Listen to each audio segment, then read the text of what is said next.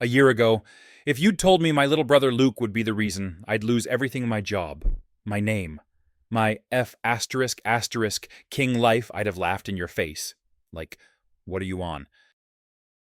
We weren't just close growing up, we were tight. I was 4 years older, always the quiet fixer kid, always working on junkyard cars or old tools in the garage. Luke, he was the golden boy, star pianist, scholarships, teachers adored him. My parents, they hung on to his every word like it was gospel. But despite all that, we were good, or I thought we were. When I was 16, I started fixing up a '98 Camaro I got from a guy at the scrapyard for $300 and a busted speaker system. Luke was 12 and used to sit out there with me in the evenings, just watching, asking questions. What does this do? Why are you rewiring that? I never minded. It was our thing. My folks always thought I was wasting my time. Trade schools for losers, Zach, my dad would say. Meanwhile, Luke would get standing ovations at recitals and be treated like the second coming of Mozart. And I didn't resent him, not back then. Honestly, I was proud. I mean, he was my kid brother. I helped him hide stuff too. When he accidentally broke Dad's golf clubs, guess who took the blame? When he skipped a school concert to meet a boy from a neighboring district, yeah. Luke figured out early on he was into guys. I covered for him, said he had the flu, he owed me big, and I never asked him to pay up. Looking back, I should have seen it. How all the little lies were always one-sided. How I was always the one cleaning up his messes. But it didn't click until that one night last summer. The night that F asterisk asterisk ked everything. Last June, I'd just gotten home from a long shift at Ray's Auto. My hands were covered in grease, and I was dead tired. I'd been saving up to open my own repair shop. Finally had a lead on a lease. Life wasn't great, but it was moving. I walk into the house, and something's off. Mom's not watching her soap operas. Dad's not in his chair. The place is dead quiet. Weird. Then I see Luke sitting on the couch, looking like a kicked puppy. "Hey," I say, tossing my keys on the counter. "You good?" He looks up at me, red eyes, shaking. I freeze. "Luke, what happened?" "Nothing. He just looks at me like he doesn't know me," then says, barely above a whisper, I told them. My stomach drops. "Told them what?" He swallows. "About the garage, the nights we'd be out there, the stuff you made me do." "WTF?" I laughed, thought he was joking, like dark humor kind of joke, but his face dead serious. Then I hear footsteps behind me. My mom. Her eyes are puffy. Dad's face is pale and tight. "Is it true?" he asks. No context, no explanation, just that. I blink. Is what true? They didn't let me speak after that. The fallout was immediate. That same night, CPS shows up. Police too. Turns out Luke had gone to his old piano instructor, told him he'd been groomed by his older brother for years, that I manipulated him, isolated him, threatened him, said I locked us in the garage to control him. The instructor took it to his friend on the school board. That guy reported it directly to CPS. And just like that, I became a case file. I tried to explain, tried to show them my tools, my blueprints, my F asterisk asterisk king business plan. My entire garage was filled with car parts, not chains and trauma. But none of that mattered. The zip ties for cable management evidence. The tarp covering my engine rebuild, concealment. The flashlight used to intimidate. They turned my whole life into a crime scene. Luke, he sold it. Crocodile tears. Said he'd been too afraid to tell the truth all these years. I kept saying, "This is a mistake. He's lying. There's gotta be a reason." But they were already packing me into the back of a cruiser like I was some kind of monster. "Just take the deal, Zach." Fast forward 3 months, my lawyer, some overworked public defender who looked 22 and smelled like panic, tells me I'm screwed. No jury is going to believe you over a young, talented boy who's visibly traumatized and has no reason to lie. I asked, how about the fact that I raised him like a damn son and never laid a finger on him? She looked me dead in the eyes and said, they'll think that's exactly why you did it. F***K me, right. My parents wouldn't even come to the hearing. My dad sent me a voicemail. Don't make this worse than it already is. That was it. No, I believe you. No, we'll figure it out. Just shut up and take the hit. So I took the plea. 5 years probation, lifetime registry, social death. They said it was mercy. Mercy. I spent that year living in my truck. I showered at Planet Fitness, parked in Walmart lots, got kicked out of 3 job interviews in a row once they ran the background check. Everyone talks about prison, but no one talks about the registry. You're not a person. You're a F*** king warning sign. My cousin blocked me on Facebook. My old friend Kev wouldn't let me visit his kid's birthday party. Meanwhile, Luke. He graduated with honors, got a scholarship to Juilliard, and posted some open letter online about surviving trauma. People called him brave, called me evil. And I just sat there, watching it all play out on my cracked phone screen, wondering what the hell I did to deserve it. But here's where it gets interesting. 6 months ago, I got an email. Spam folder, almost missed it. Subject inquiry regarding Luke Moore from a guy named Caleb Winters, private investigator. Said he was hired by Luke's fiancée. Apparently, the golden boy had started cracking. Night terrors, paranoia, slipping up. And Caleb, he was sniffing out lies. He asked if we could talk. I didn't answer, not yet. But I saved the email. Because for the first time in 2 years, it wasn't just me screaming into the void. Someone else was finally listening. I didn't sleep the night I saw that email. I stared at it for hours, rereading every line like it might suddenly disappear. I even checked Caleb Winters on LinkedIn. Yep, legit. Private investigator. Worked a few big cases in New York. Not some scammer. I still didn't reply. What was I supposed to say? Hey, yeah, I'm the guy your fiancé ruined. How can I help F***K that I'd spent the last 2 years getting spit on by society, dodging job apps like landmines, and taking showers in locker rooms next to dudes twice my size. But then, the next night, I got another email, shorter this time. Zach, I understand why you're hesitant, but this isn't about revenge. It's about clarity. Luke's story has holes. His partner sees it. I see it. I think you've waited long enough for someone to believe you. Caleb? Something about that last line hit me. I think you've waited long enough. I didn't even realize how much I needed to hear that from someone. Anyone. So I said screw it. I called the guy. We met at this sad little diner off the highway. I wore a hoodie and a baseball cap, like some disgraced ex-celebrity trying not to be recognized. Not that anyone knew me there, but still. When people see your face on a registry app, you get used to hiding it. Caleb looked like someone who'd walked out of a crime show. Nice suit, leather folder, calm face, but eyes that were already digging into your soul. He shook my hand like I wasn't radioactive. Thanks for meeting me, he said. Let's not get sentimental. He opened the folder right there in the booth. Pages and pages, highlighted text, screenshots, timelines. Your brother, he started, is unraveling. I didn't say anything, just stared at the file. He kept going. His partner, Ethan, started noticing inconsistencies in Luke's story. One night, Luke got drunk and told a totally different version of what you did. Ethan called me the next day. I looked up. Why not go to the cops? Because he wasn't sure it was a lie. Yet.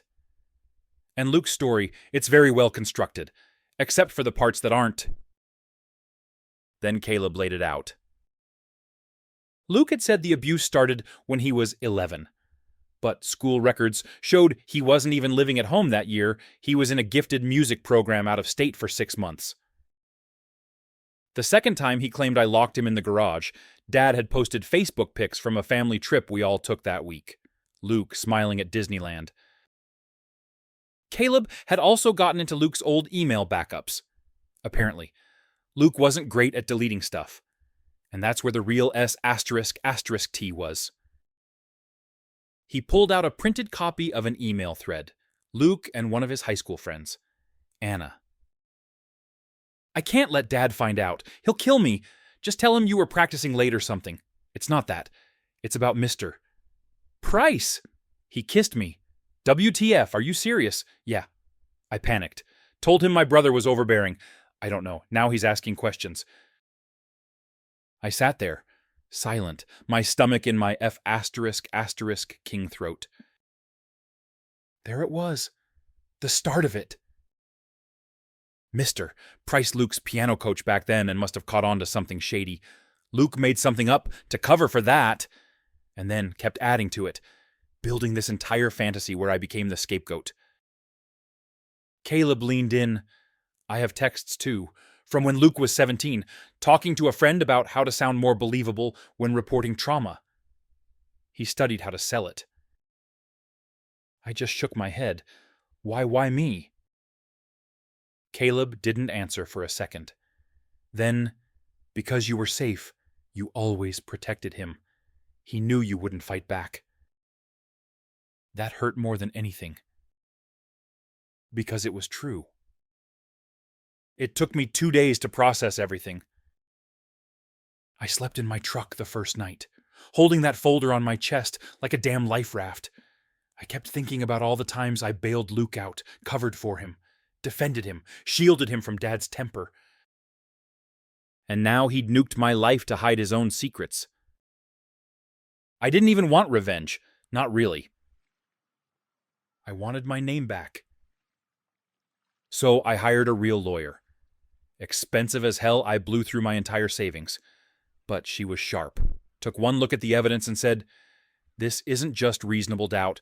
This is a setup." We filed for post-conviction relief based on newly discovered evidence and fraudulent testimony. The judge allowed it to proceed. That alone felt like King Christmas. Then the hearing came. Courtrooms are weird places. Cold, quiet, like the world's most awkward theater. Luke walked in wearing this tight black turtleneck, like he was auditioning for a TED Talk. No emotion. Ethan didn't come with him. Caleb said they'd been fighting. I didn't look at my parents. My lawyer did most of the talking. She laid out the timeline, the contradictions, the emails, the texts. Played an audio recording where Luke told Ethan, "I wish I could take it back, but now it's too late." Luke's lawyer tried to object, said the confession was taken out of emotional context. My lawyer shot back, "The only context here is a man whose life was destroyed by his own brother's lie." It was the first time I saw Luke flinch. They recessed for lunch. I ended up eating a half-stale muffin in the hallway with Caleb and my lawyer while my hands shook. That afternoon, the judge called everyone back, and in this slow, deliberate tone, he said, "Based on the totality of the evidence and the documented inconsistencies, this court finds sufficient grounds to vacate Mr. Zachary Moore's conviction." I didn't hear the rest. I was too busy gripping the edge of the table, holding back tears. It was over. The label, the registry, the shame I didn't earn gone. The next day, I got an envelope at the Planet Fitness front desk. No return address. Inside was a handwritten note. "Zach, I know you probably hate me. I'm not asking for forgiveness. I couldn't carry it anymore. I never thought it'd go that far. I'm sorry. Luke. I stared at it for a long time. Then I crumpled it and tossed it into the trash. Because screw that. Sorry doesn't rebuild my 20s. Sorry doesn't erase the years I spent feeling like scum. Sorry doesn't give me back the people I lost, or the jobs I never got, or the apartment I was thrown out of. He chose his path. He weaponized trust. You don't get to oops your way out of that. A week later, my parents called. First time in over 2 years. Can we talk? My mom asked. Her voice was small, fragile. I didn't hang up. I listened. She said they were sorry. Said they just wanted to believe the best in their son. I laughed. So you picked the wrong one. They invited me to dinner. Said Luke had moved out, that they were trying to rebuild the family. And I told them, flat out, I don't need a family that disappears when ***T gets hard. I needed you then. I don't need you now. Then I blocked the number. Because I'm done. I'm rebuilding now. I got a new place, Tiny, but mine. Started my own mobile auto repair business. Word spreading. People trust me again. Slowly, but it's happening. The past still lingers. Sometimes I wake up sweating, thinking I'm back in that courtroom. But I'm not. I'm free. And you know what? That's enough for now. ChatGPT said I got my first real taste of peace the week after my name got cleared. It wasn't some big moment. No parade, no news article, just quiet. I was sitting in my truck outside this gas station, drinking one of those cold canned coffees. And for the first time in years, no one looked at me like I was a threat. No glances, no double takes. I was just another guy grabbing a drink.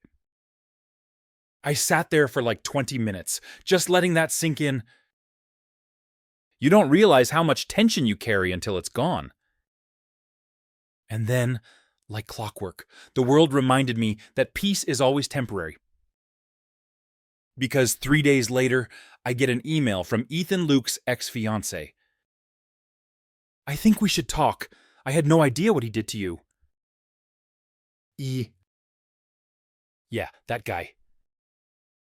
I almost deleted it, not gonna lie, but curiosity got the better of me. So I replied, short and dry. Sure, when and where? We met at a bookstore cafe. Public, neutral, boring, exactly how I wanted it. Ethan was nothing like I expected. He looked like a guy who wore anxiety like a second skin. Messy hair, dark circles under his eyes, fingers twitching. Zach, he said when he saw me, hey. I nodded. No handshake, just sat. He got straight to it. I believed him. Every word. I mean, why wouldn't I? He cried. He broke down. He told me you were obsessed with him, that you isolated him, gaslit him. He stopped himself, took a breath. I just wanted to say I'm sorry. I really, truly didn't know. I stared at him for a second. Okay, I said, thanks for saying that. He looked surprised, like he expected me to throw a table or something. But here's the thing. When you've been living in a pit, any hand that reaches in, even just to say am I bad, feels like a damn ladder rung. Then Ethan added, he's spiraling, drinking, lying. I found out he told his new boss his parents are dead and that he grew up in foster care. None of it's true. Jesus. Oh, it gets worse, he said, sliding his phone across the table. There was a screenshot of a post, Reddit, of all places, a throwaway account. I lied about being abused. My whole family believes it. I ruined someone's life. I don't know how to fix it. The reply is brutal. You don't. Turn yourself in. Karma's coming. But one line stood out, one that made my skin crawl. He didn't even fight it. He just accepted it. That's what made it real for everyone. That right there, that was the wound I didn't know I still had. Because yeah, I did accept it. I took the deal. I rolled over. Not because I was guilty, but because I didn't think I was worth fighting for. Turns out Luke knew that too. 2 weeks later, my parents reached out again. I didn't block them this time. Figured I might as well hear what they had to say in person. So we met at a Cracker Barrel. Neutral ground, cheap coffee. Mom looked older. Way older. Dad had the same stiff posture, but his eyes looked softer, or maybe just tired. We sat in silence for a while. Then Mom said, "We read the court records. The confession, everything." I just nodded. "We were wrong," she said. "We were so wrong." No excuses. No, but he seemed so sure. Just that. Then Dad added, "I told your uncle you weren't welcome at the family reunion. I told him not to invite you." He looked up at me, and you know what he said? He said, "You already threw one son away. You planning to throw another?" That shut Dad up. And then he said something I didn't expect I think about that day they took you away, and I wonder if I'll ever stop hearing the door slam. There it was, regret, raw and unfiltered, 10 years too late. But there. They handed me an envelope, not a check this time, just a letter, no signatures, no drama, just them finally writing out everything they wished they'd said. I haven't opened it. It's still in my drawer. Because right now I don't need their apology to function. I'm not chasing closure from ghosts anymore. But Luke, he still thought he had a shot at redemption.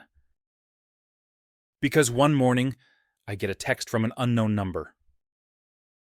"Can we talk, please? Just once. I'll come to you. L." I stared at the message for 5 full minutes.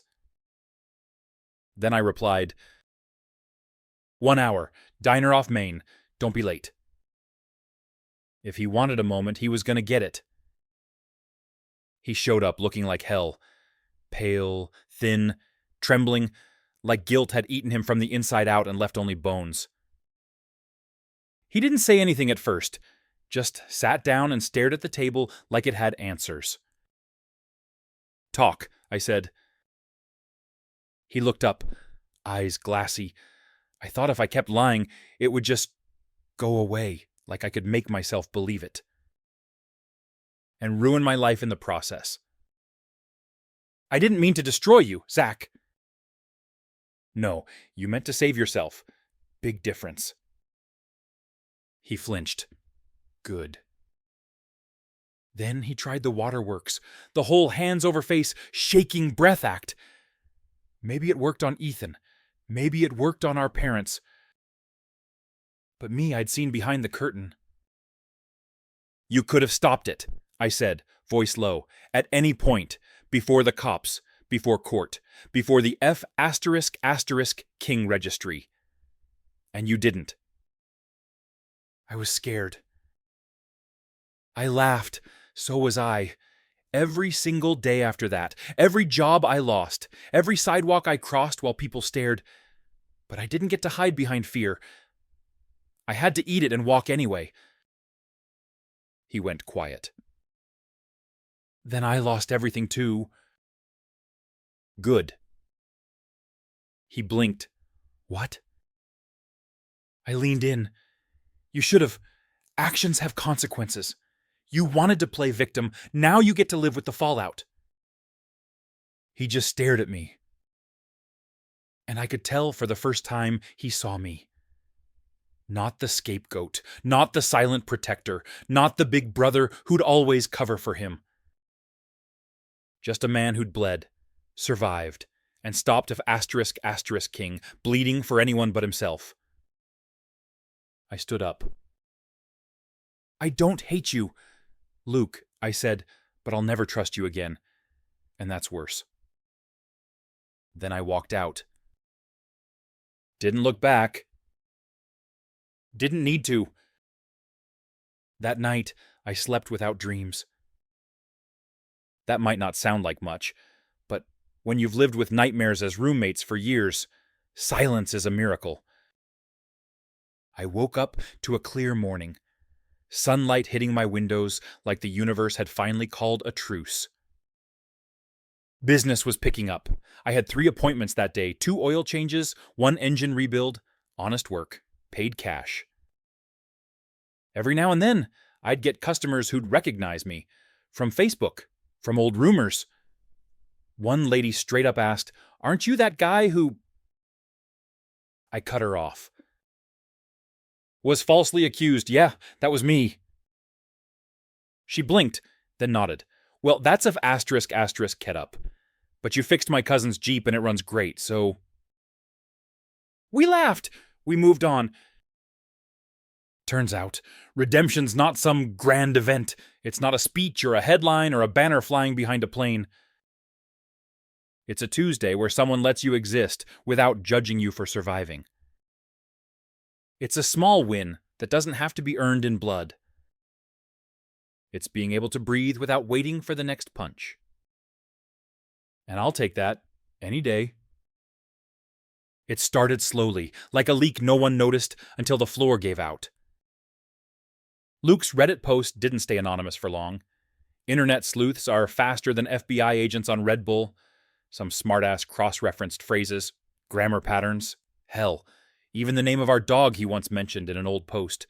Within a week, someone dropped the receipts. It went viral.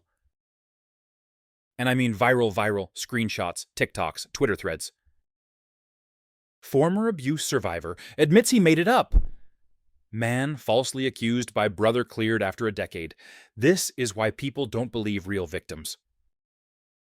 That last one hurt to read, because I get it. False accusations of asterisk cake it up for real survivors.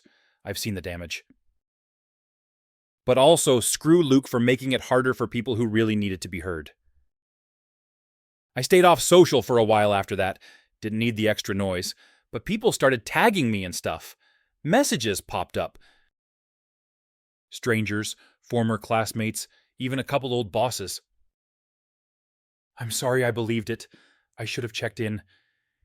You didn't deserve that." Some part of me wanted to scream, "Where the hell were you when I needed this?"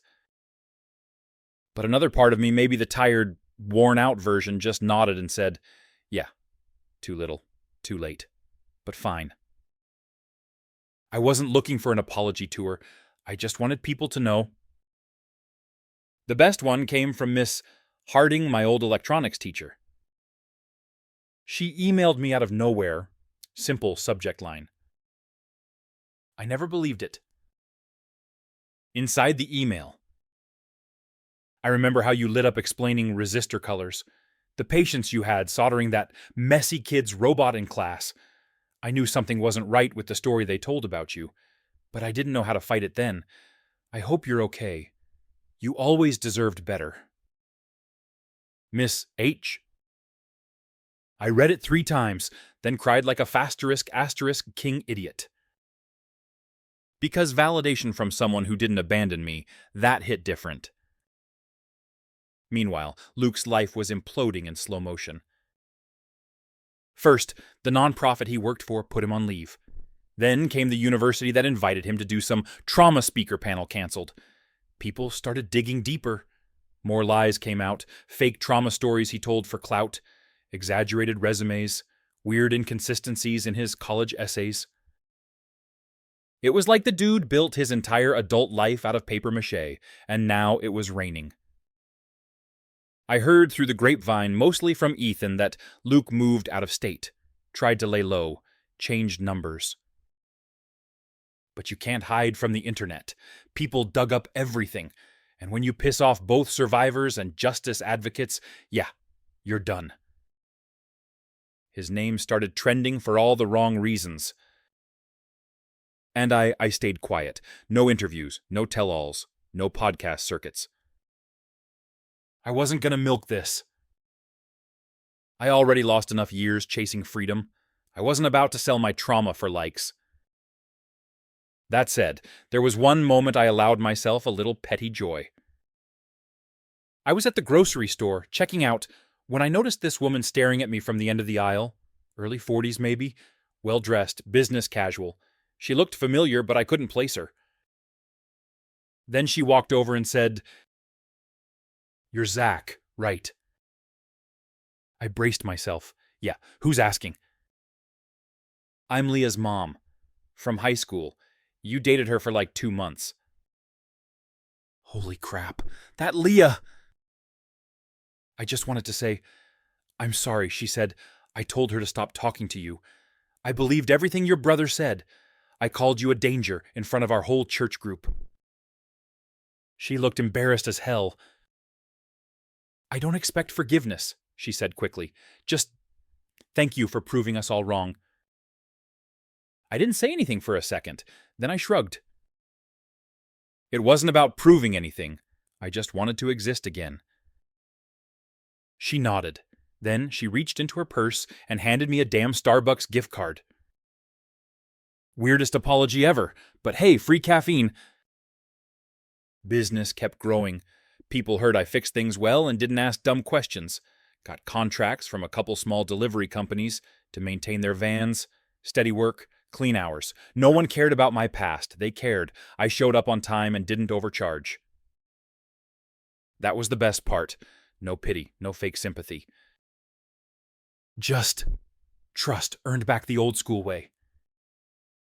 One day, I got a call from a local high school. They were looking for someone to lead a weekend workshop for kids interested in tech repair and wiring basics. I thought it was a scam at first, or a setup. But it wasn't. They'd heard about me through someone I helped. The admin even said, "We already ran your background. We know everything, and we also know you were cleared." I sat with that for a while. Because, yeah, my record was wiped. But there's always a ghost that follows you around. Some people don't care, others never let it go. I ended up saying yes. The first class was nerve-wracking as hell. 15 teenagers, most of them half listening, some playing with wires like they were magic toys. But one kid, Elijah, stood out. He reminded me of me, head down, hands always busy. Eyes lit up when something clicked. After class, he came up to me and asked, "Is it true you went to jail?" I blinked. Kinda. Why? He shrugged. "My uncle's in jail. He used to fix stuff too. People say he's bad, but he taught me how to build my first flashlight. I don't think he's bad." I looked at the kid and said, "Sometimes people believe bad things. Doesn't mean they're true." He nodded, like that settled it. "Then, can you show me how to make a battery pack out of old phone cells?" And that was it. No judgment, just learning. Felt like healing. Meanwhile, my parents tried to inch back into my life. They'd send holiday texts. My mom left a voicemail crying on Easter. My dad sent a weird meme on Father's Day. Like, seriously, a meme. I didn't block them, but I didn't respond either. Not because I hate them. I don't think I do anymore. But they weren't there when it counted. They didn't fight for me. And I don't owe them a front row seat now that I've crawled back to standing. Family's supposed to be a safety net, not the scissors. One night, I sat in my shop, alone, eating cold pizza over a half-repaired dashboard, and I realized something. I wasn't angry anymore. I wasn't broken. I wasn't even healing. I was just here. Living. Existing on my own terms. Not erasing the past, not forgiving it blindly, but learning how to carry it without it crushing me. And that felt like the biggest win of all. There was this one night, maybe 3 months after everything came crashing down for Luke, where I almost replied to my mom's text. She'd sent, "Just thinking about you. I made chili tonight. Remember how you used to beg for seconds? Yeah, I remembered, and for a second, I saw myself back in that too-small kitchen. 14 years old, hair full of sweat from wrestling a rusted alternator, scarfing down a bowl like it was sacred. For a second, I missed it. But then the memory shifted her standing in the living room that day, arms folded, face cold, eyes blank as the cops took me. She didn't cry, didn't scream, just watched. So I locked my phone and went back to work. That's been the dance lately. Memories punching their way in without warning, some sweet, most sour. But I'm learning how to take the hit without falling over. Ethan and I kept in touch, weirdly enough. He'd text me sometimes, just updates, nothing heavy. Luke's job let him go officially. His last known address was in Nevada. His mom came by my work trying to convince me to talk to him, told her to kick rocks. That one made me laugh. Then one day he messaged, "If you're ever near Nashville, let's grab a beer." I didn't reply right away, but I screenshotted it. Because, as strange as it was, Ethan had turned into one of the few people who got it. The awkward survivors circle me, the guy who got falsely accused, and him, the guy who got duped by the accuser. Both of us orbiting the same F********ed-up planet. Business was booming. I finally hired a part-timer, Leah, of all people. Not my ex from high school. Don't get it twisted. This Leah was a 22-year-old firecracker who fixed carburetors faster than I could blink and cussed like a sailor. She didn't care about my past. I told her straight up during the interview. "You should probably know," I said. "I've got a complicated history." She shrugged. "You mean the Reddit thing, dude? I followed that. Whole shop I used to work at was rooting for you.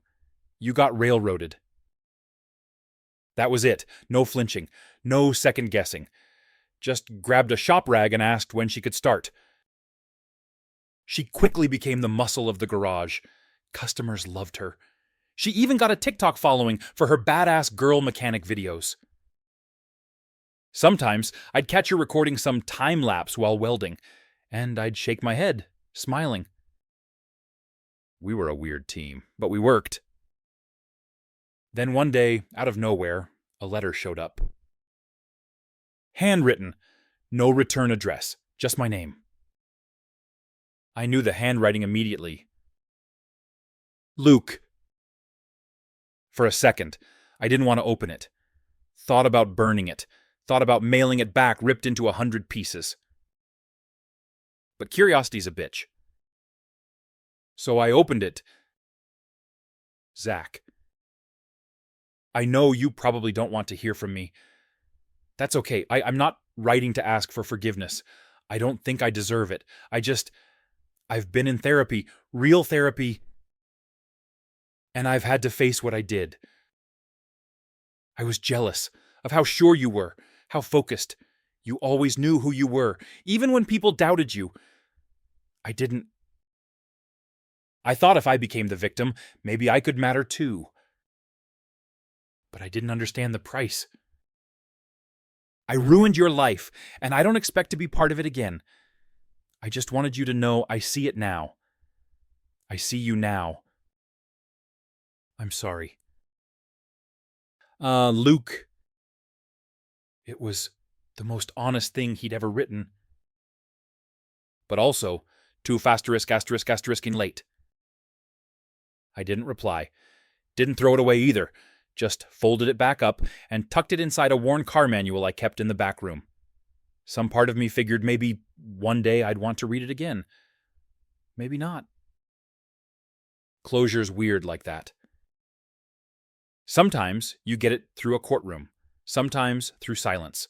Sometimes through an apology you'll never trust but still kinda needed. A week later, my dad showed up at the shop. No warning, just walked in while I was under a Civic, legs sticking out, sweat pouring down my neck. I slid out, Saw his shoes, first those ugly brown loafers he wore to every graduation and funeral. Then his voice, "Hey." I stared. "The hell are you doing here?" He looked older, not just aged worn, like someone had pressed pause on his life for too long and it never recovered. "I heard you opened this place," he said. "Yep, been open a while now." "I, brought you something." He held up a six-pack, my favorite beer. Weirdly specific. I raised an eyebrow. "Bribery." He half smiled. "Peace offering." I sighed. "You gonna make a scene?" "No, just wanted to see you. Say something in person." So I nodded to the back. 10 minutes. No drama. We sat on overturned crates behind the shop, watching traffic roll by. He cracked open a can, passed it to me. "I keep thinking about that day," he said quietly. "The knock on the door. The way you looked at me, like I was the one putting the cuffs on." I didn't respond, just took a sip. "I failed you," he added. "Yeah," I said. "You did." He didn't argue, just nodded. I didn't know how to handle what Luke said, and I was scared of getting it wrong. "But you did get it wrong," I snapped, "and instead of fixing it, you buried me with it." "I know." Silence. He looked out at the street. "Your mom still cries sometimes. Says she sees you in the kid who bags her groceries." "Tell her I'm doing fine." "I will." We finished the beers in silence. When he stood to go, he said, "You don't have to let us back in. Just, I want you to know, we're not the same people anymore." I looked at him, really looked, and I saw it remorse, yeah, but also humility. Still didn't mean he earned a place back in my life, but it meant something. "Thanks for the beer," I said. "Next time, bring tacos." He blinked, then smiled. "Got it." Later that night, I drove out to this old bridge we used to hang around as kids. Luke, me, some cousins. We'd throw rocks into the water, race bikes down the hill. I stood there, watching the river, thinking about everything. 10 years lost. Jobs missed. Friends gone. But also lessons learned. Strength found. Peace wrestled back inch by inch. I thought about Luke, about the letter, about whether healing meant reconnection. Then I thought about Elijah, my student, about Leah in the shop, about Ethan, about the guy who saw the worst and still got back up. That guy, he was me. Finally,